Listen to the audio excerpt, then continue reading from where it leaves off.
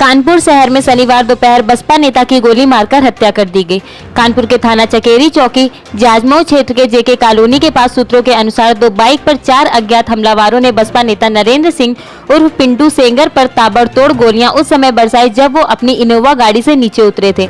दिन दहाड़े गोलियों की तड़तड़ाहट से गूंजा चकेरी क्षेत्र, जिससे इलाके में हड़कंप मच गया। गंभीर हालत में बसपा नेता पिंटू सेंगर को इलाज के लिए रिजेंसी अस्पताल में भर्ती कराया गया, जहां इलाज के दौरान उनकी मौत हो गई। घटना की सूचना पर मौके पर एसपी सहित कई पुलिस अधिकारी मौके पर पहुंचे। पुलिस घटना की जांच में जुट गई। घटना स्थल पर 32 बोर के 5-6 खोखे पुलिस को मिले हैं। आसपास लगे सीसीटीवी कैमरों में हत्यारों को खंगाला जा रहा है। नरेंद्र सिंह उर्फ पिंटू सेंगर बसपा के राजनीति करते थे। वो सन 2010 में जब चर्चा में आए थे, जब उन्होंने बसपा सुप्रीमो मायावती को उनके जन्मदिन पर चांद पर जमीन देने की बात कही थी। किरकिरी होने के बाद मायावती ने इनको पार्टी से निष्कासित कर दिया था। पिंटू प्रॉपर्टी डीलर का काम करते थे। विवादित जमीनों को लेने से भी इनका नाम चर्चे में रहता था। सूत्रों की माने तो हत्या के कारण भी विवादित जमीन है तथा आज समझौते की मीटिंग होनी थी। थाना चकेरी में चौकी जाजमऊ क्षेत्र में एक पिंटू सेंगर नाम के प्रॉपर्टी डीलर का अभी 4 अज्ञात युवाओं के द्वारा दो मोटरसाइकिल में पीछा गया है। यहाँ पे वो इनोवा गाड़ी से जैसे उतरे हैं, उनके ऊपर गोलियां चलाई गई है और फिर उसे पीछे लौट के भाग गए थे। घायल पिंटू सेंगर को पुलिस के द्वारा हॉस्पिटल ले गए हैं। वहाँ पे डॉक्टरों ने उनको मृत घोषित कर दिया है। सर, मौके से कारतूस भी बरामद हुए हैं। कितने कारतूस, क्या कौन से कारतूस बरामद हुए हैं और कितने राउंड गोली चलने के बाद अभी तक सामने आई है?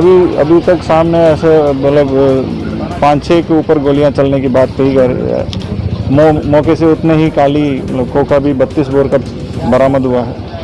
तो हम लोग अभी मौके से जो ट्रायल्स पकड़ेंगे और जल्दी से जल्दी इसका वर्कआउट करेंगे। प्रथम दृष्टया क्या समझ में आया? हाई प्रोफाइल मामला है, प्रथम दृष्टया क्या समझ में आया? देखिए, अभी इसमें कोई टिप्पणी नहीं किया जा सकता है। अभी आधे घंटे पहले की घटना है।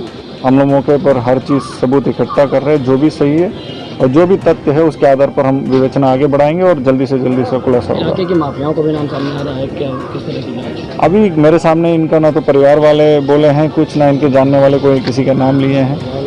जो भी होगा, जो तथ्य फैक्ट्स है उसके आधार पर कार्रवाई होगी। का स्वागत है। मैं इस समय हालसी रोड पानी की टंकी में हूँ, जहाँ सपा विधायक आर नगर विधानसभा से सपा के विधायक अमिताभ वाजपेयी जी धरने पर बैठे हुए हैं। इनका ये हठ योग धरना चल रहा है। आइए अब विधायक जी से जानते हैं इस धरने का क्या उद्देश्य है और इसके पीछे क्या मंशा है। हाँ सर, बताएंगे धरना आपका कब से चल रहा है, इसका क्या उद्देश्य है? ये आज 6ठा दिन है इस हठ योग धरने का। यूँ तो पूरे कानपुर में पेयजल की बड़ी समस्या है।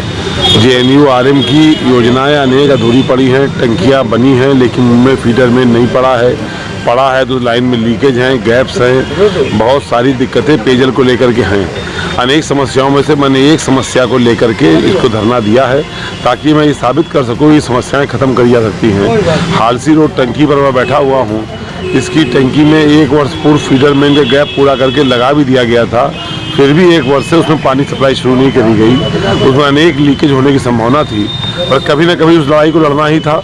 इसलिए निर्णय करके हम लोगों ने हठ योग के माध्यम से यहाँ पर धरना दे रहे हैं और हमें उम्मीद है कि सरकार जल्दी ही इस पर चेतेगी और बजट जारी करेगी, काम शुरू कराएगी। इस टंकी में पानी जल्दी लोगों को मिलने लगेगा।